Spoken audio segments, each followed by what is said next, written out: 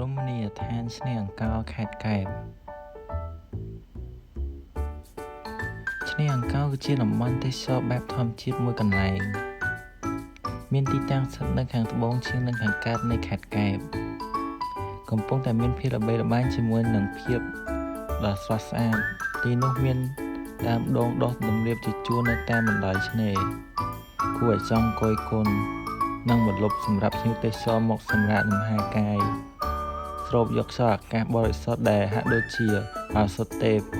ជួយបំបត្តិអស់នៅភាពនឿយហត់និងទុក្ខកង្វល់ភ្ញៀវទេសចរអាចធ្វើការផ្ដិតយករូបភាពជាមួយនឹងទេសភាពដ៏ស្រស់ស្អាតស្ទូចត្រីមើលថ្ងៃលិចហែទឹកលេងមើលទូកនេសាទជាច្រើននៅក្នុងតំបន់និងរត់លេងលើឆ្នេរខ្សាច់ដ៏ស្រស់ស្អាតព្រមទាំងអាចទទួលនៅអាហារឆ្ងាញ់ៗជាពិសេសគ្រឿងសមុទ្រស្រស់ៗនិងភេសជ្ជៈនៅទីនោះផងដែរឆ្នេរអង្កោរមានចម្ងាយប្រហែល35គីឡូម៉ែត្រពីទីរួមខេត្តកែបដែលធ្វើដំណើរតាមផ្លូវជាតិលេខ3ប្រហែលជា37វិនាទីនឹងបានទៅដល់ទីនោះ